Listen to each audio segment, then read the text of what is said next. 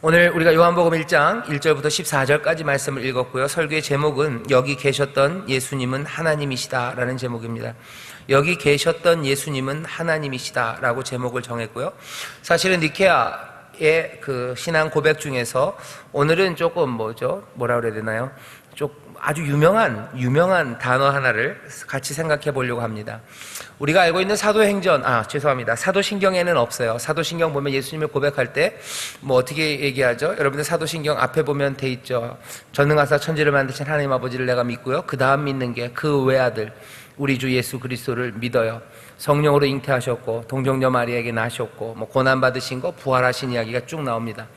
사도신경은 그렇게 진행이 되지만 니케아 그리고 콘스탄티노플 칼케돈 교회가 모여서 예수님이 어떤 분인지 우리가 믿는 신앙, 특별히 하나님 아버지가 아니라 예수님에 관해서 고백할 때는 조금 더 어렵게 고백을 합니다.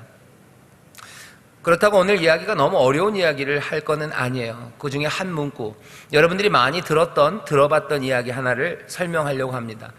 여러분들 호모우시온이라는 얘기를 혹시 들어보셨나요? 호모우시온.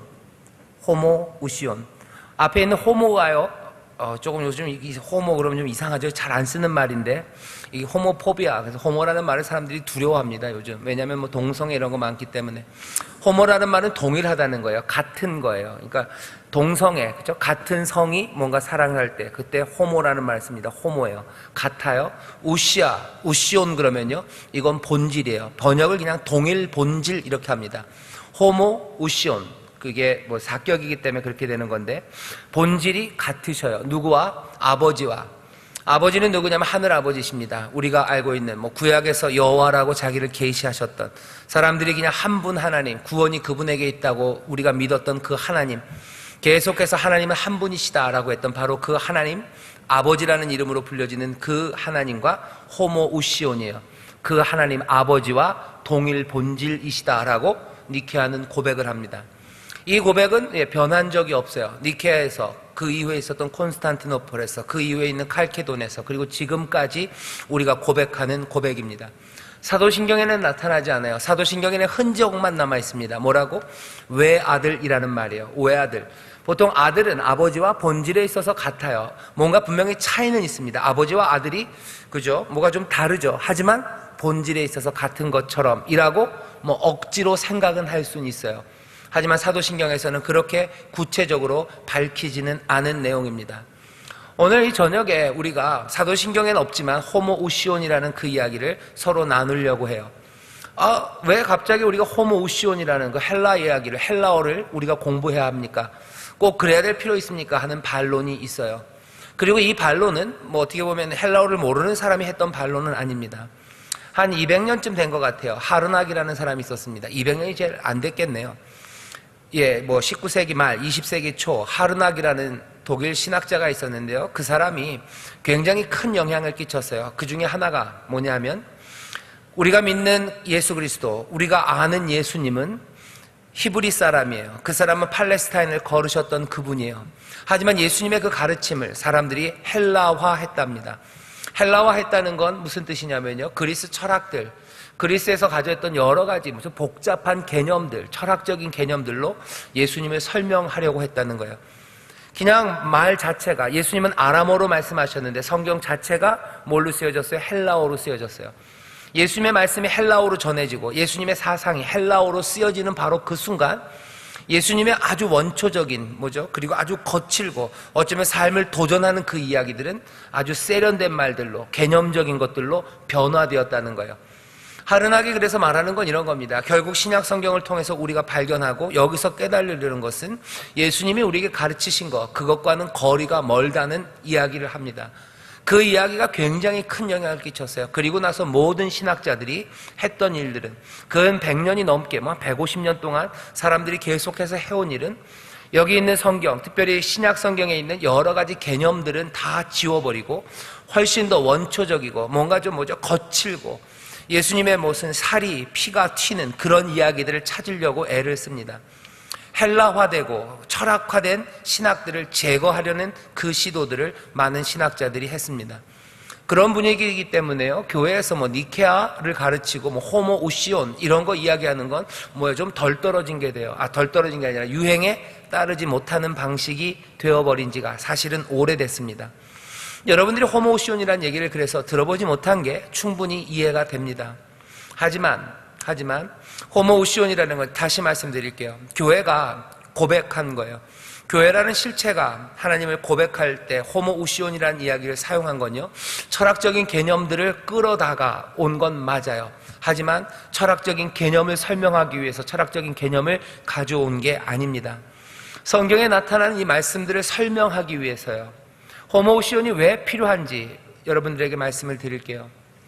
오늘 우리가 이 말씀 요한복음을 읽습니다. 여기 보면 하나님의 말씀, 태초에 말씀이 계셨대요. 이 말씀이 하나님과 함께 계셨고 이 말씀은 곧 하나님이랍니다. 예수님이 하신 말씀들이 있어요. 그리고 이 교회가 했던 방식이 있어요. 여러분들 베드로의 고백을 기억하실 겁니다. 베드로가 주는 그리스도시요 살아계신 하나님의 아들이라고 고백해요. 여기에서 호모우시온이 나와야 될 이유는 없습니다. 그런데 가만히 생각해 보면 이래요. 베드로가 주는 그리스도시다고 고백했을 때 도대체 그리스도라고 고백하면서 베드로의 그 고백의 의미는 뭐였을지 좀 생각해 봐야 합니다. 예수님 당시에 사람들이 그리스도를 기다렸어요. 헬라어가 아니라 여기 히브리 말로 하면 메시아입니다. 메시아라는 뜻은 아주 간단해요. 기름 부음 받은 사람이요. 기름 부음 받은 자를 기다렸어요. 그냥 머리에 무슨 무스 바르고 기름 바른 사람이 아니요. 기름 부음 받은 자라는 특별한 이름 하나로 사람들이 붙잡고 기다리던 이야기는 이사야서에 있었던 그 예언의 말씀들이에요. 하나님이 늘 왕들에게, 제사장들에게, 하나님이 쓰시는 사람들에게 기름 부었는데 이사야서를 사람들이 읽고 그 이후부터 기름 부음 받은 자 메시아는 특별한 의미로 쓰여졌어요. 이스라엘을 구원할 사람입니다. 그냥 이스라엘을 구원할 사람이에요. 조금 더 확대되면 이스라엘을 구원하는 그 메시아를 통해서 아마 세상을 구원할 수도 있을 거라고 생각했어요. 사람들은 어떻게 생각합니까? 누군가 다윗 같은 사람이 하나 나올 거예요. 다윗의 그 가문에서 위대한 영웅 하나가 나올 거고 하나님이 그에게 기름 부으셔서 하나님의 영은 충만하고 그가 예언의 말을 선포하고 하나님의 놀라우신 능력으로 사람이 할 수 없는 구원을 이스라엘에게, 그리고 이스라엘을 구원함으로 세상에 있는 많은 사람들에게 하나님의 복을 줄 사람, 그 사람 메시아를 기다렸어요. 어쩌면 베드로가 주는 그리스도시요 살아계신 하나님의 아들이라고 얘기할 때 옆에 있는 사람들이 들었을 때는 그 메시아라는 이야기를요 인간이라고 생각했을 겁니다. 하나님이 택하신 자, 하나님이 사용하시는 사람, 그 사람으로 생각해요. 하지만 시간이 점점 지나면서 여기 베드로가 한 고백, 살아계신 하나님의 아들이라는 말도요, 이게 처음 나온 말은 아닙니다. 사람들은 그 말을 들었을 때 시편에도 그런 말씀들이 있었어요. 하나님을 아버지라고 부르는 사람들이 있어요. 하나님과의 친밀함, 하나님과 친밀하게 살아가는 사람, 그 사람을 하나님이 택하셔서 특별한 능력과 어쩌면 예전의 선지자들과 왕과 그리고 제사장들에게 기름 부은 것처럼 어쩌면 이 세상 사람들과는 다른 영적인 깨달음, 그런 것들을 통해서 세상을 복되게 할 누군가 한 사람을 아마 사람들은 생각했을 겁니다. 하지만 신약이 점점 지나가면서요, 우리는 여기 이 신약 안에 사람을 이야기하지 않는다는 걸 알아요. 호모우시온이라는 말이 나오기도 전에 이 사람들은 예수님을 대하는 태도가 조금씩 달라집니다. 메시아라면 기쁨으로 맞이하고 영접할 수 있어요. 하지만 예배할 대상은 아니에요. 사람이기 때문입니다. 이 사람들 유대인들이에요. 이 사람들 유일신론입니다. 여호와 하나님만이 신인 걸 알아요. 하나님이 누군가 기름 부은 사람 메시아를 세웠다 해도 이 사람은 영웅이에요. 다윗 아니면 다윗보다 좀 더 훌륭할지 몰라요. 그래도 다윗이 예배받을 수 없는 것처럼 메시아도 예배의 대상은 아닐 겁니다. 칭찬은 할 수 있어요. 하지만 하나님처럼 그를 높일 수는 없어요. 이 사람에게 뭔가 가서 부탁할 수 있습니다. 하지만 기도할 수는 없어요. 하지만 신약을 보면 어느 순간인가 사람들은 이 예수가 그리스도이신데 우리가 예전에 생각했던 인간 메시아, 인간 구원자가 아닌 것들을 알아가기 시작해요. 신약에 있는 사람들은 예수님 앞에 기도하기 시작해요. 예수님을 찬송하기 시작해요. 예수의 이름으로 세례를 주기 시작하고요, 예수 앞에서 정말로 하나님에게만 가져다 붙일 수 있는 이야기들을 하나씩 가져다 붙이기 시작합니다. 예배의 대상이 돼요. 기도의 대상이 됩니다. 그러면서 신약 전체가 점점 우리에게 보여주는 것은 예수가 그냥 능력 많은 구원자, 사람들을 구원할 사람 영웅이 아니라는 사실을 사람들이 깨닫기 시작하는 거죠. 그러면서 어디까지 갑니까? 이제 예수는 구원자가 돼요. 우리를 어려움에서 구원하는 게 아니라 모든 죄를 사하고 우리를 영원한 나라로 인도하시고 우리에게 영원한 구원을 가져다 주실, 사람에게 기대할 수 없는 온전히 하나님만 하실 수 있는 그 일을 예수가 하셨다고 고백하기 시작하는 거예요. 호모우시온이라는 얘기는요, 그 사실을 설명하려는 겁니다. 구원은 하나님만 하시는 거예요. 그리고 하나님만 하셔야 합니다. 그리고 우리의 구원은요, 하나님에게 받는 구원이어야 돼요. 왜 그렇습니까? 사람이 우리를 구원할 수 있어요. 하지만 그 구원은 일시적이에요. 누군가 나를 도와줄 수 있어요. 누군가 나를 어려움에서 회복시켜 줄 수 있고, 누군가 나를 압제해서 끌어줄 수 있어요. 하지만 그 구원은 일시적일 수밖에 없습니다. 조건적이고 일시적인 거예요. 영원한 구원이라는 것은 영원한 하나님으로부터밖에 올 수 없어요. 그래서 성경은 늘 얘기합니다. 우리의 구원자는 하나님만이요, 하나님이 구원하신다 라고 고백합니다. 그런데 신약에 와서 이제 교회는 뭐라고요? 예수가 우리를 구원하는 구원자라고 고백하기 시작합니다. 우리가 그래서 깨달아 알아야 되는 것은, 여기 이 사람들의 이 고백이 그렇게 만만한 고백이 아니었어요. 왠지 아십니까? 이 사람들은 예수를 아는 사람이요, 예수님의 동네 사람들과 형제가 예수님이 하나님의 말씀을 능력 있게 전하고 어떻게 사람이 감당할 수 없는 말들을 하기 시작할 때 그 사람들이 고개를 갸우뚱하며 얘가 왜 이 이야기를 할까? 정신 나간 거 아닐까라고 의심했어요. 왜입니까? 예수님이 자라 나오시는 그 과정들을 다 봤어요. 예수님이 우는 거 보고 어릴 때 자라나는 걸 다 봤어요. 그들과 함께 먹습니다. 함께 잡니다. 피곤하면 지치고, 밤이 새도록 기도하고 오시면 예수님도 다크서클 생기시고요. 좋은 거 보면 눈이 휘둥그레지고, 시끄러운 얘기 들리면 괴로워하시고, 온갖 아픔과 그 시험 받으심과 그리고 인체, 사람이 갖고 있는 연약함, 그 모든 것들을 이 사람들이 다 보았어요. 그럼에도 불구하고 이 사람들은 이 예수님을 하나님이라고 고백하기 시작한 겁니다. 우리는 훨씬 더 예수님을 하나님이라고 고백하기가 쉬워요. 왜? 우리는 본 적이 없기 때문에 그래요. 어차피 예수님 본 적이 없습니다. 그냥 예수님은 하나님이라는 이야기부터 듣기 시작했어요. 그러니 예수님이 하나님이라는 사실에 대해서 우리가 그렇게 믿음으로 받아들이면 됐지 고민해야 될 일이 없습니다.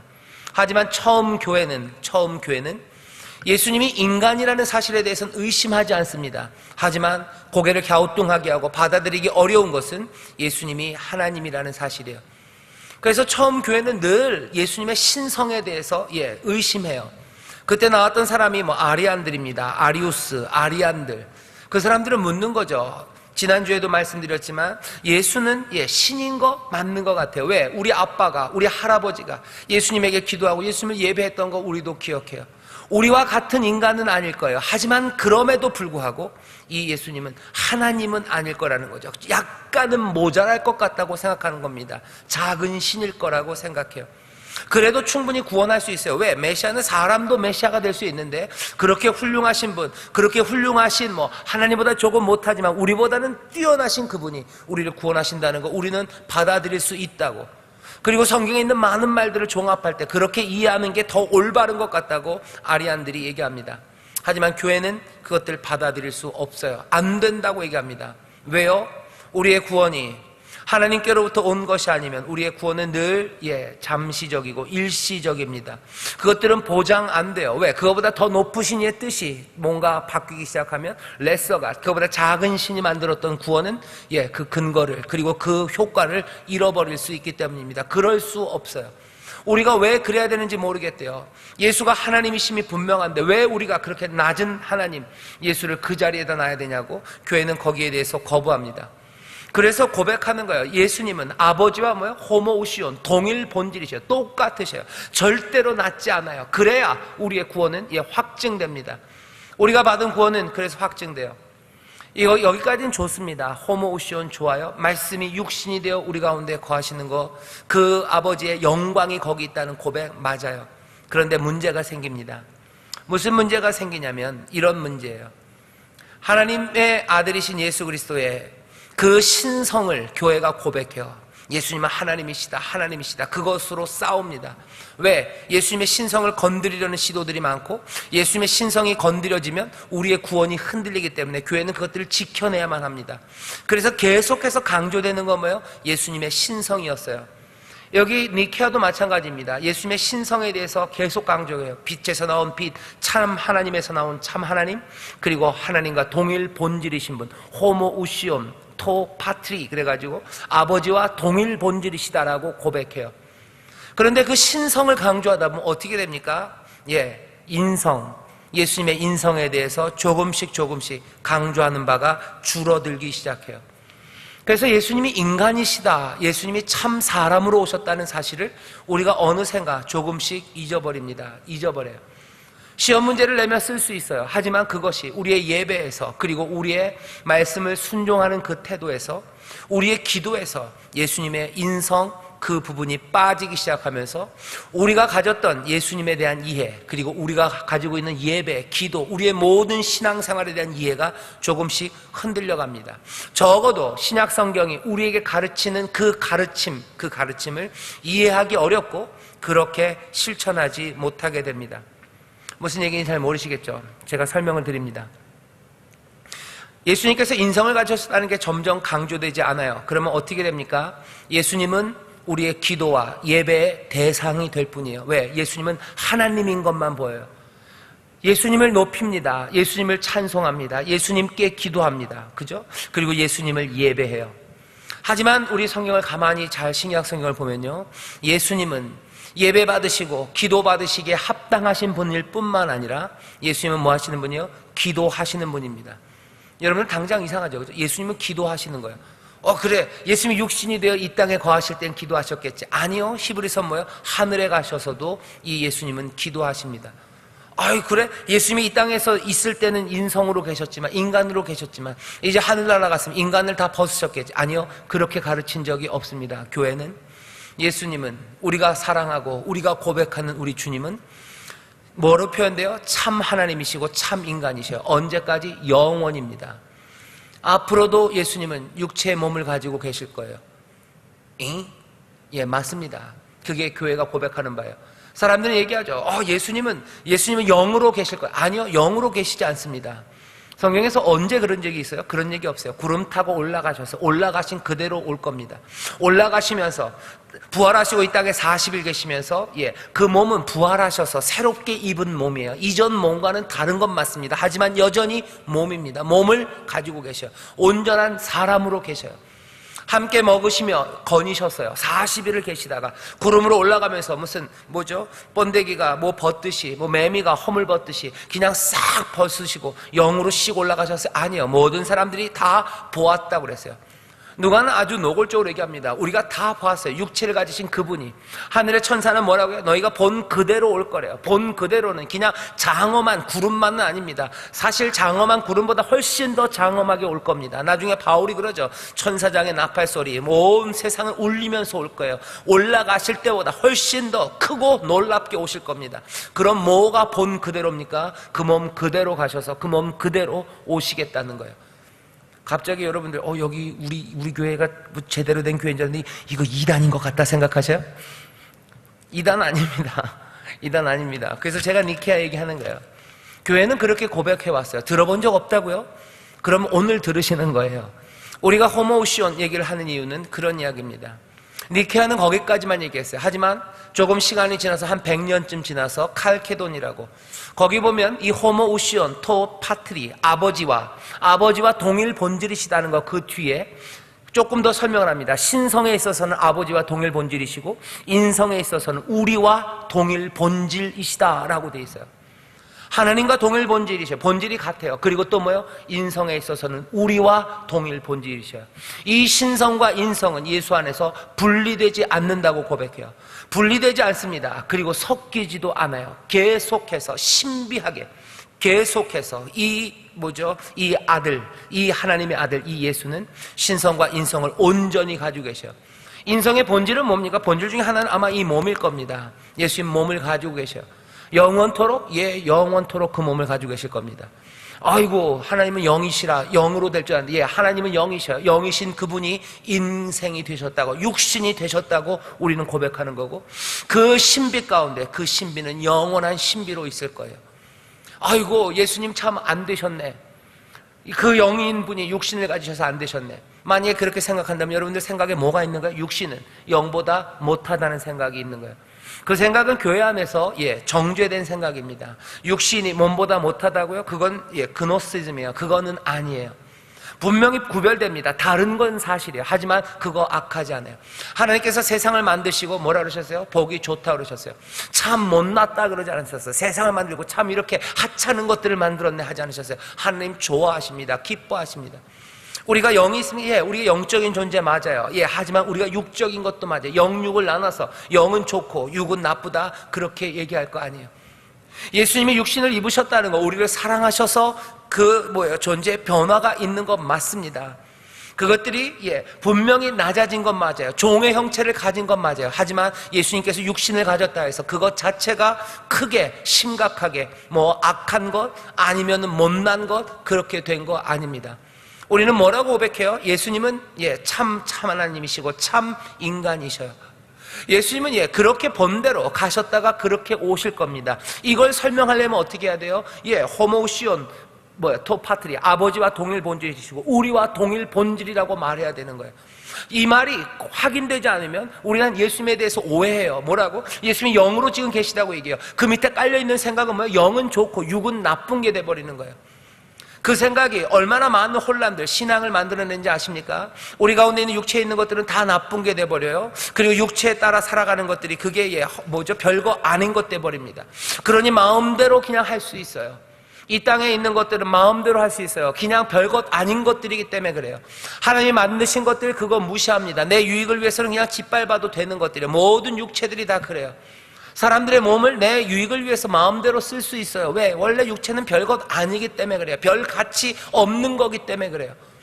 예수님에 대한 이해가 달라질수록요 세상에 대한 이해는 달라집니다. 호모우시온, 하나님과 동일 본질이신 하나님, 그 하나님을 우리는 믿어요. 하지만 동시에 또 뭐라고요? 점점 더 발전되어 가는 것, 우리와 인성에 있어서 동일하신 예수 그리스도를 우리가 믿습니다. 예수 그리스도가 기도의 대상이에요. 하지만 예수님은 인생이시기에 뭐 하십니까? 기도하십니다. 인간은 기도하는 거예요. 인간은 기도합니다. 참 사람은 기도합니다. 참 사람은 하나님을 의지하며 사는 거예요. 예수님 하나님 의지하며 사셔요. 이 땅에 있을 동안에만 의지하시고 저 하늘에 가면 의지 안 하는 거 아닙니다. 이 땅에 있는 동안만 기도하시고 예수님 저 하늘에 이제 올라가셨으니 기도 안 하신다고 아닙니다. 히브리서 뭐라고 얘기하십니까? 우리의 대제사장이 되셔서 지금도 우리를 위해서 기도하신대. 왜? 인생은 기도하는 거기 때문에 그래요. 예수님이 기도의 대상만이 아닙니다. 호모우시온, 우리와 함께 또 동일 본질이신 그분은 기도하시는 분이에요. 기도하는 중보자입니다. 당연히 인생이시기에 예배하십니다. 대제사장에 대해서 히브리서 잘 읽어보세요. 대제사장은 우리의 그 그림자가 된 이 땅에서 대제사장이 제사한 것처럼 거기서 제사드려요. 거기서 그 앞에 섭니다. 예배하시는 분이요. 예배의 중보자, 기도의 중보자로 예수님은 그곳에서 영원히 그곳에 계십니다. 우리는 이것들을 잘 강조하지 못해요. 히브리서가 잘 안 읽혀지는 이유입니다. 그리고 히브리서가 우리를 좀 혼란하게 하는 이유예요. 무슨 예수님이 아직도 거기서 기도하실까? 예수님은 하나님이신데 영광 받으시고 기도를 받으실 분인데 기도를 받으실 분 맞아요. 그래서 우리가 주님께 기도도 하고 찬송도 올려드립니다. 하지만 동시에 참 하나님이신 그분은 참 인간이시기에 기도하고 계셔요. 그리고 예배하고 계셔요.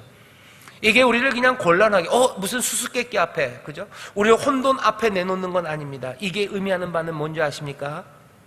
우리의 기도가 그리고 우리의 예배가 뭔지 다시 한번 보게 해요. 예배는 뭡니까? 하나님 앞에 나와서 그냥 앉아있는 게 예배인가요? 예배할 때는 헌금이 있어야 돼요. 돈 갖고 하나님 앞에 나와서 드리고 가는 거예요? 의무적으로 한 달에 한 번, 아니 일주일에 한 번은 왔다 가는 거예요? 얼굴을 내보이는 게 예배입니까? 예배는 그런 게 아니래요. 우리의 모든 존재가, 그죠? 우리의 모든 존재가 하나님 앞에 전심으로 몽땅 다 내어드리는 거, 그게 예배예요. 근데 우리가 하나님이 받으실 만한 겁니까? 재물은 늘 거룩해야 돼요. 죄악된 인간들이 우리가 하나님 앞에 드릴 만한 흠없는 것들인가 하는 거예요. 우리가 예배 자리에 나올 수 있는가 하는 문제입니다. 하나님은 거룩한 거 받으셔요. 흠 있는 거 받지 않으셔요. 우리는 예배할 수 있는가? 우리의 모든 존재를 하나님 앞에 그대로 드릴 만한 그런 삶인가 물어볼 수밖에 없습니다. 예배는 그래서 어떻게 이해가 돼요? 우리는 누가? 지금도 예배하시는 그 그리스도, 지금도 예배하시는 우리 주님, 그 주님의 그 예배에 우리가 뭐요? 참여하는 거예요. 참여하도록 뭐 하시는 거예요? 그 참여의 기회를 선물로 우리에게 주시는 거예요. 자, 주와 함께 예배합니다. 그래서 우리는 뭐예요? 주와 함께 예배해요. 주 안에서 예배해요. 우리의 기도가 다 예수의 이름으로 in Christ라고 계속해서 바울은 얘기합니다. in Christ, 그리스도 안에서, 우리가 그리스도 안에서 살고 그리스도 안에서 예배하고 그리스도 안에서 기도하는 거예요. 우리가 무슨 자격으로 뭐가 있길래 하나님 앞에 나아갑니까? 우리가 하나님 우리가 사랑하시는 건 맞아요. 하지만 우리가 예배할 만큼 그렇게 하나님 앞에 드려질 만한 것 아닙니다. 우리는 어떻게 하나님 앞에 드려져요? 어떻게 예배합니까? 우리를 부르시는 그 아들의 초청에, 우리는 그 아들의 삶에, 그리고 그 아들의 예배와 기도에 우리가 참여하는 겁니다. 그게 아니라면 예배는 그냥 의무를 행하는 일일 뿐이에요. 예수님은 교회를 몸이라고 부르셔요. 그냥 갑자기 생긴 아이디어, 반짝이는 아이디어가 아닙니다. 그리스도의 몸으로 교회를 부르셨어요. 부활하고 승천하신 예수 그리스도, 그분은 지금도 교회를 만들어 가셔요. 그 몸을 만들어 가시고 그 몸이 제대로 갈 수 있도록 유지해 가셔요. 그 교회를 하나로 지금도 묶으십니다. 뭘 통해서? 그의 영을 통해서, 성령을 통해서, 그리스도의 영을 통해서요. 그죠? 우리를 하나씩 만들어 가셔요. 우리가 그 몸이에요. 우리는 뭡니까? 그 몸 안에 들어와요. in Christ, 교회가 예배하는 겁니다. 그 그리스도 안에서 예배하는 겁니다. 계속해서 드리시는 대제사장의 그 예배, 그 하나님 앞에 온전히 드리는 그 제사에 이 몸은 점점 더 기쁨으로, 은혜로 여신 거예요. 은혜로 자기를 여시고 그리로 부르시는 겁니다. 대제사장이 자기를 다 드리시고 제물로 드리시고 또 지금도 드리는 그 예배에 우리를 부르시죠. in Christ, 그리스도 안에서라고 계속해서 얘기합니다. 우리를 대신해서, 우리를 위해서 예배는 1차적으로 드려지는 거예요. 그리고 우리는 그 예배에 참여합니다. 그 기도에 우리는 참여하는 겁니다. 예배, 그리고 이건 또요? 윤리적인 삶도 마찬가지예요. 하나님이 우리로 오시고 우리가 하나님으로 갈 때, 그거 두 개를 함께 붙잡을 때에야 우리의 신앙은, 여기 이 신약 성경이, 말씀이 가르치는 그 신앙의 삶의 태도들을요, 이론적으로 설명할 수 있어요. 왜 그리스도 안에서 예배해야 되나? 왜 그리스도 안에서 기도해야 되나요? 그리스도가 인생이기 때문에 그렇습니다. 그 인생이신 그분이 삶을 열어놓으시고 우리를 부르셨기 때문이에요. 그거 은혜라고 부르는 겁니다. 그 선물이라고 부르는 거예요. 그러면 예배는 조금 달라집니다. 예배는 내가 자격이 있어서 와서 드리는 게 아니에요. 예배하러 나오는 사람들은 그래서 늘 감사함으로 나올 수밖에 없어요. 은혜로 열려진 자리예요. 이 자리에는 하나님 앞에 드려질 수 없는 사람들이 그리스도와 함께, 그리스도 안에서 드려지는 겁니다. 그 거룩함에 참여하는 그 길이 그렇게 열린 거예요. 그 깨뜨린 몸으로 우리에게 지금도 부으시는 은혜로. 그러니 예배는 감격이 있는 겁니다. 그러니 기도하는 그 시간은 내게 가장 귀하고 복된 거예요. 찬송하죠. 내 기도하는 그 시간, 그때가 가장 즐거워요. 그때가 가장 복돼요. 내가 드리는 것 같아요. 그죠? 내가 기도하는 건데 뭐가 복돼? 하나님이 좋으시면 좋았지. 예배 드리는 거 하나님이 좋으시면 좋았지. 내가 감사할 게 뭐가 있어? 아니요. 기도할 수 없는 사람들, 예배할 수 없는 사람들이 그 그리스도의 은혜 안에서 하나님 앞에 나아가는 겁니다. 성경은 우리에게 그렇게 가르쳐요. 예배는 그런 거라고 말합니다. 예수님의 인성을 잊어버리면, 그죠? 예수의 인성을 잃어버려서 그것들에 대한 이해를 까먹어서 예수님이 기도하시고 예배하시라는 거 다 사라져버리면 세상에서 예배하는 자는 우리만 남은 것 같아요. 우리가 예배하고 우리가 기도한다고 생각합니다. 아니에요. 우리는 우리와 같은 동일 본질이신 바로 그 그리스도 안에서 예배하고요, 그 그리스도 안에서 기도합니다. 기도할 때마다 그 그리스도, 그 놀라우신 사랑과 은혜, 그것들 품을 수밖에 없어요. 그 안에, 그리고 그 은혜는 우리 안에. 예배할 때마다 그 은혜로 나오는 겁니다. 그리고 예배할 때마다 그 은혜는 우리 안에서 역사하시는 거예요. 거기에 참여해요. 거기 그 하나님의 삶에 참여해요. 동시에 우리와 함께 본질이신 그분은 또 동시에 하나님과 본질이셔요. 그러니 우리는 또 뭡니까? 그 안에, 그 삶 안에 들어가면 어느샌가 하나님의 삶, 그 안에 들어가는 거예요. 예배를 통해서 하나님 앞에 나갑니다. 예배를 통해서 하나님의 그 아름다우심과 그 영원하심 앞에 가는 거예요. 예배는 그래서 그리스도를 통하여 우리에게 주시는 신비한 은혜입니다. 예배는 그래서 정말로 하늘의 보좌 앞에서 드려지는, 거기 바로 우리가 그곳에 참여하는 거예요. 어떻게? 예수를 통해서, 그리스도를 통해서요. 누구이신?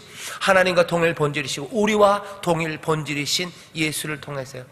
예수님이 우리와 동일 본질이시라는 사실을 잊어버리면, 다시 말씀드릴게요, 예수님이 그냥 멀리 계신 분, 하나님처럼 멀리 계셔서 우리는 그 앞에 나와 우리의 예배를 거기다가 던지는 사람들이 되죠. 하지만 예수가 우리와 동일 본질이심, 그 인성이 정말로 참되다는 게 확인되는 순간, 어느 순간 예배는 하늘과 땅이 맞닿아지기 시작하는 거예요. 여기가 하늘이 되는 거예요. 여기가 하늘이 돼요. 하늘이 이리로 오고 여기가 하늘이 됩니다. 하나님이 우리에게 오시고 여기 이 인간이셨던 예수 그리스도가 하늘로 올라가신 것처럼 우리의 모든 것들을 다 끌고 하나님께로 가시는 예수 그리스도, 그분이 인성이기 때문에 그것이 가능해요. 저도 압니다. 오늘 이 시간이 지나고 아마 기도하고 10분쯤 지나면 제가 했던 얘기가 뭔지 하나도 기억이 안 나실 거예요. 좋은 건 하나 있어요. 비디오가 있습니다. 우리 교회 홈페이지를 찾아보시면 보면 될 거예요. 그래도 또 알아요. 비디오를 보면은 그랬구나 라고 하지만 끄고 나서 10분이 되면 또 잊어버리실 거예요. 염려하지 마십시오. 우리 인생은 깁니다. 그리고 제가 그렇게 우리 교회에서 금방 사라질 것 같지는 않아요. 또 기회가 되면 또 얘기할 겁니다. 예수의 인성이 우리의 예배를 바꿔요. 예수님의 인성을 기억하는 사람이, 그것만이 아니에요. 우리가 윤리적으로 살아가고 우리의 삶의 변화도요, 예수님이 인간으로 오셨다는 사실을 기억해야지, 그것 알아야 우리의 삶의 변화가 어떤 방식으로 일어나는지 우리가 이해할 수 있습니다. 아리안 말고요, 이 니케아가 대답하려고 했었던 사람들이 하나 있어요. 그 사람들은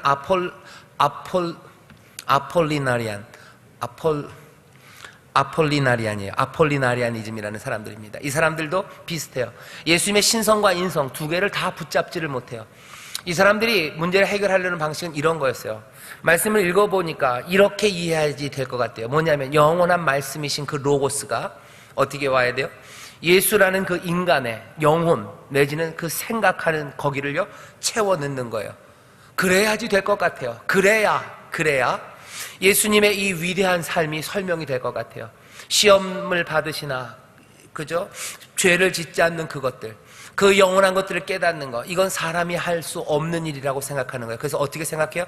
영원한 말씀이신 그 로고스가 여기 인간 예수의 이 머리, 지성 아니면 그 마음을 밀어내고 대치시켰다는 거예요. 그렇게 생각합니다. 그러면 말이 될 것 같아요. 육신은 맞지만 이분은 거룩하게 사셨다고, 그렇게 우리와 다른 삶을 사셨다고 아폴리나리안 그리고 그것들을 따르는 사람들이 그렇게 믿었답니다. 이거 문제가 심각해져요. 왜 문제가 심각해지는지 아십니까? 결국은 아폴리나리안이 생각하는 그리스도는 인간이 아닌 거예요. 사람이 아닙니다. 그분이 받으셨던 모든 유혹들 그리고 당하셨던 고난은 인간적인 것이 아니게 돼요. 우리는 온전한 인간 구원자, 온전한 인간 변호자, 온전한 인간 대제사장, 온전한 인간 대변인을 갖지 못하는 겁니다. 그분은 우리와 달라요. 예수님은 우리와 달라요. 우리가 그렇게 생각해요. 예수님은 우리와 다르다고 생각합니다. 하지만 교회는 뭐라고? 아니, 예수님과 우리는 똑같다고 얘기해요. 동일 본질입니다. 우리는 예수가 우리와 다르다고 얘기하면서 무슨 생각을 하는 거예요? 예수님처럼 안 살아도 될 거라는 핑계를 갖기도 시작하고요. 또 어떻게 되는지 아십니까? 예수가 우리와 다르다고 생각하는 순간 우리가 예수님의 마음을 가질 수 없어요. 빌립보에서 얘기하죠. 너희는 이 마음을 품어라. 그리스도 예수의 마음이니. 우리는 그 마음 못 갖습니다. 왜? 그 마음은 영원한 로고스, 영원한 말씀이신 그것인데 우리는 영원한 말씀이 아니에요. 우리는 육신입니다. 그거 가질 수 없어요. 그리스도의 마음을 가질 수 없어요. 예수님께서 우리에게 하나님 아버지에 대한 지식들, 아버지에 대한 걸 우리에게 가르친다는데 그거 배울 수 없어요. 왜? 그 지식을 가진 그 마인드, 그 머리, 그 지혜 보고 거기는 영원한 로고스가 채워졌기 때문에 그래요. 그 지식은 더 이상 인간적인 지식이 아닙니다. 하나님에 대해서 알 수도 없고 하나님의 그리스도의 마음을 우리는 가질 수도 없는 게 돼요. 더 노골적으로 얘기하면 뭔지 아십니까? 예수님은 우리와 달라요. 그러니 예수님처럼 우리는 살 수 없다고 질의 마음을 접는 겁니다. 근데 예수님 뭐라고 얘기하셔요? 아니, 교회는 뭐라고 고백합니까? 예수의 인성을 고백해요. 참 인간이셔요. 호모 우시온, 우리와 인성에 있어서는 동일 본질이신 그분입니다. 그러면 어떻게 돼요? 그분이 당하셨던 모든 시험과 그리고 유혹들, 그것들은 우리의 것이 되는 거예요. 우리의 것이에요. 우리가 당한 거예요. 그리고 그 모든 것들을 다 끌어안으시고 뭐요? 올라가셔요. 구원하셔요. 구원론에 있어서 제일 유명한 명제는 뭐냐면요, 그리스도, 우리의 구원자 되신 바로 그 예수가 끌어안으신 것들, 그것들이 뭐요? 구속함을 받는 거예요. 예수가 안고 올라가지 않으신 것들은 구속함을 받지 못합니다. 예수님 우리의 모든 지성들, 우리의 모든 마음들, 우리의 모든 육신들 다 끌어안고 올라가셨어요. 그러니 우리의 모든 것들이 뭐예요? 구속함을 받습니다. 우리의 모든 것들이 구원함을 받아요. 모든 것들이 새로워집니다. 우리의 마음도, 그리고 우리의 뭐예요? 정신도, 우리의 생각도, 그리고 우리의 육체도 구원을 얻는 거예요. 그렇게 생각하면 우리가 살아가는 삶의 태도들에 대해서 다시 생각해야 돼요. 우리가 연약하기에 주를 따를 수 없고, 주는 뭐죠? 하나님이시기에 그 일을 했다. 아니, 하나님이셔서 이 땅에서 그렇게 사신 게 아닙니다. 참 인간으로 이 땅에 사신 거예요.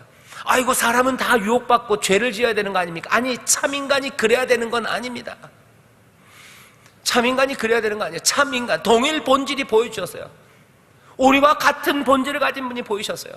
우리와 같이 연약하고 우리처럼 제한적인 바로 그분이 우리에게 보이신 거예요. 사람들은 그러죠. 하나님이기 때문에 순종해. 아니, 하나님이기 때문에 순종한 거 아닙니다. 인간으로서 순종하신 겁니다.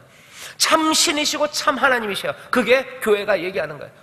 우리가 그래서 주를 따를 수 있어요. 할 수 있어요. 우리의 힘으로는 안 됩니다. In Christ, 그리스도 안에서 될 거예요. 그리스도가 구속하심으로, 그리스도가 아버지에 관한 것들을 우리에게 알려주심으로, 예수 그리스도가 이 땅에서 아버지에 관해서 알았던 것은 특별한 IQ가 하늘에서 내려와서가 아니라는 얘기입니다. 특별히 하늘에서 온 마음이, 하늘에서 온 정신이 있었기 때문에 그 길을 따라갔다는 거 아닙니다. 참 하나님, 참 인간으로 오셨어요. 이건 신비입니다. 이게 어떻게 될까? 사람들은 고민이 많았어요. 온갖 이론들이 많습니다. 여기 하나님, 예수 그리스도에게는 뜻이 두 개였을까? 의지가 두 개였을까? 그죠? 하나님의 이성으로 갖게 되는 의지, 또 참 인간으로서 갖게 되는 의지가 두 개였을까? 의지가 하나였을까? 온갖 이야기들 많아요. 하지만 교회가 고백하는 가장 기본적인 것은 예수님은 참 인간으로 이 땅에 사셨고, 우리가 똑같은 본질로 이 땅에 사셨어요. 그리고는 그게 끝입니까? 그냥 인간도 이렇게 잘할 수 있다는 것만 보여주시는 거예요? 아니에요. 그러면 이건 너무 어려워요. 이분은 참 하나님이셔요. 그리고 이 모든 것들을 끌어안고 하늘로 올라가셨어요. 그 얘기는 뭐예요? 우리의 구원은 예수님이 인간으로서 본을 보여주셨으니까 우리도 그 본을 따라갈 수 있다. 그 얘기는 아닙니다. 예수님이 참 인간, 참 하나님이 되셔서 우리를 구원하셨다는 것은, 우리를 구속하셨다는 것은 이 모든 것들을 끌어안고 하나님이시기에 그 구원의 일을 이룬다는 거예요. 우리를 도우셔요. 우리로 하여금 뭐죠? 마음과 몸이 따로 노는 게 아니라 온전히 인생으로서의 우리가 하나님에 대한 지식들, 하나님이 어떤 분이신지에 대한 그 은혜에 대한 깨달음들, 예수 그리스도, 우리 사랑하는 주님을 통해서 우리가 배워가기 시작하고, 우리의 마음과 생각을 하나씩 고쳐가시며 우리로 하나님의 말씀, 그것 따라 살아가게 합니다. 그러니 그냥 예수의 본, 저기 멀리 있는 본을 보면서 훌륭한 사람들은 그 일들을 실현해서 우리의 삶을 구원해 나가는 게 아니에요. 이 참 인간이시고 참 또 하나님이신 이 예수 그리스도는 우리에게 이 구원된 새로워진 마음과 생각, 그리고 몸을 주십니다. 그래서 우리를 구원하셔요. 할 수 있어요. 우리의 힘으로가 아니라. 그래서 뭐라고요? 주의 능력 안에서요. 또 다시 주 안에서, 그리스도 안에서 나는 시험을 이길 수 있어요. 그리스도 안에서 나는 유혹을 이길 수 있어요 라고 우리는 고백합니다. 그리스도 안에서 내 삶은 바뀌어요. 저기 무슨 모범 하나가 있기 때문에 내가 열심히 해서 내 삶을 바꾸겠다는 얘기 아니에요. 우리는 늘 뭐라고 고백하는 거예요? 그리스도 안에서 그 은혜로, 또 우리의 믿음으로 말미암아 내 삶의 구원이, 마음을 다하고 두렵고 떨리는 마음으로 구원을 이루어가는, 어디서? 그리스도 안에서, 주 안에서, 그 은혜 안에서, 그 아들이 우리에게 내어주시는 그 선물 안에서, 다른 말로 하면 그 놀라우신 성령의 인도하심과 도우심 안에서 우리에게 하늘로부터 선물을 주신다 그랬어요. 선물을, 아버지께로부터 받은 바 그 선물을 너희에게 준다 얘기해요. 왜? 우리의 구원을 위해서, 우리가 그것까지 이르는 그 길에 보혜사가 되게 하시려고. 호모우시온이라는 이야기가 그냥 하른하게 생각했던 것처럼 그냥 우리가 알고 있는 이 예수의 이야기를, 예수님의 이야기를 헬라화시키려는 시도가 아닙니다. 그런 이야기가 아니에요. 우리의 예배, 우리의 기도, 그것들을 설명하려는 시도예요. 그리고 이것들을 붙잡기 시작했을 때 우리를 그냥 추상적인 개념 안에서 헤매게 만들지 않습니다. 우리의 예배, 기도, 우리가 주님을 따르는 그 삶의 변화들, 그것들이 얼마나 확실하게 그리고 얼마나 아름답게 우리에게 선물로 주어졌는지를 우리에게 보이는 개념이에요. 다시 한번 말씀드립니다. 여기 계셨던, 육신을 가졌던 그분은 하나님이셔요. 그리고 하나님인 그분은 여전히 참 인간으로 우리와 함께 하셔요. 우리를 은혜로 부르셔요. 그리고 그 안에서 우리는 구원을 얻습니다. 오늘 이 말씀을 여러분들 기억하셨으면 좋겠어요. 예수님은 참 하나님이시고 동시에 교회는 참 인간이라고 고백했어요. 이건 그냥 시험 문제 하나를 알게 하려는 거 아니에요. 그리고 신학적인 지식 하나를 여러분들에게 던져주려고 하는 게 아닙니다. 교회는 이 고백을 통해서, 그리고 이 고백 가운데 그들의 예배와 기도, 그리고 삶의 방향들을 잡았어요. 예배가 흔들림 없이 은혜 안에서 감격이 넘치기 위해서는 예수가 참 인간이 되셔서 우리를 지금 그 놀라우신 주님이 드리는 예배 가운데로 부르시고, 지금도 그 안으로 부르심을, 지금도 그 은혜가, 그 선물이 우리 가운데 있음을, 예배할 때마다, 기도할 때마다 우리는 그 감사로 거기에 나갈 수 있습니다. 예수님 멀리 계셔서 우리가 여기서 예배하는 거면 그건 우리의 시도예요. 이 예배의 가능성은 우리에게 열려 있는 게 돼요. 하지만 그게 아닌 것을 아는 사람들은 감사와 감격으로 그리스도 안으로, 그리스도 안으로, 주 안으로, 그리고 주 안에 있음을, 그리스도 안에 있음을 즐거워하고 감격해하며 예배합니다. 여러분들이 눈을 감고 하나님 앞에 나아갈 때마다 기억하셔요. 언제입니까? 우리는 바로 그때 그리스도 안에서, 그리스도 안에서 그 놀라우신 주님의 선물 안에서 그 삶에 참여함으로 그 앞에 나가요. 그 이름으로 구하는 겁니다. 그 안에서 간구하고 그 안에서 예배합니다. 예수를 어찌 생각하시는지 여러분들 다시 한번 돌아보시고, 정말로 이 놀라우신 은혜입니다. 그리고 그 신앙, 예배, 기도를 혹시라도 가볍게 여기셨고 그냥 내가 하나님 앞에 던져드리는 거라고 생각했다면 아니에요. 모든 예배와 기도는 은혜가 철철 넘치는 시간이에요. 하나님의 놀라우신 사랑이 철철 넘치는 시간입니다. 그러니 교회는 늘 그리스도의 몸은 예배를 사모하고 감사와 감격으로 그 앞에 나가는 거죠. 그러기에 하나님의 놀라운 역사와 은혜의 선물을 기대할 수 있습니다. 내가 하나님 앞에 던져드리는 거면 여기서 무슨 일이 일어날지 우리가 별로 그렇게 뜨겁게 기대할 수 없어요. 하지만 바로 이 예배하는 시간이 우리가 그리스도의 몸 그 안에서, 그리스도 안에서 드려지는 예배고 기도라면 우리는 달라요. 여기는 다른 공간입니다. 여기는 다른 은혜와 선물, 날마다 생생한 사랑이 넘치는 귀하고 아름다운 곳, 세상 어디서도 누릴 수 없는 그 감사가 뭐죠? 샘솟는 감격의 장입니다. 바라기는 우리 인천 순복음교회, 특별히 오늘 이 하모니 가족 찬양 예배 나오신 여러분들의 예배가, 그리고 기도가 다시 한번 그리스도 안에서, 그 몸 안에서 우리의 이 삶 가운데 하나하나 충만하게 이루어짐을 보시고 정말로 신앙이 새로워지고 더 값져지기를 주의 이름으로 축원합니다. 기도합니다. 하나님 아버지 감사합니다. 예수님께서 참 하나님이시고 또한 참 인간이심을 우리가 깨달아 알며 다시 한번 아버지 하나님 그 예수 그리스도를 통하여 우리가 구원을 얻었다는 사실을 아버지 하나님 마음에 새기게 하시고, 아버지 여전히 그 구원의 은혜가 우리에게 주시는 선물들이 우리를 부르시는 그 부르심이, 또한 우리가 그 삶에 참여하는 그 길이 우리 가운데 열려 있으며 날마다 지금도 살아계신 주님과 동행함을, 그 안에 있음을, 그 주의 놀라우신 은혜가 우리와 함께함을 하나님 깨달아 보는 이들이 되게 하시고, 예배할 때마다, 기도할 때마다, 또 하나님 아버지의 말씀을 순종하는 그때마다 그리스도 안에서 그 생명 안에서, 그 은혜와 사랑 안에서 행하며 드리며 또 간구하는 것임을 깨닫게 하여 주옵소서. 아버지 하나님, 예배는 이제 다르게 됩니다. 기도는 다릅니다. 아버지 하나님, 멀리서 던져드리는 게 아닙니다. 그 안에서 주여, 그 사랑 안에서 드려지는 예배와 기도가 되게 하시고, 우리가 순종으로 살아가는 삶의 변화들이 아버지 하나님, 여기서 우리가 지금 테스트 받고 있는 거 아니고 답안지를 내야 되는 거 아닙니다. 그리스도 안에서 그 도우심으로, 그 놀라우신 예수의 영 안에서 아버지 하나님, 우리가 순종하며 가는 것, 아버지 하나님, 고아와 같이 버려두지 아니하시고 지금도 함께 하시는 은혜 가운데 있음을 주님 보게 하시고, 예배할 때마다, 말씀에 순종할 때마다 그 몸 안에 우리가 있음을, 그 은혜 안에 우리가 있음을 깨달아 아는 하나님의 사람들 되게 하여 주옵소서. 감사드리며 예수님 이름으로 기도하옵나이다. 아멘.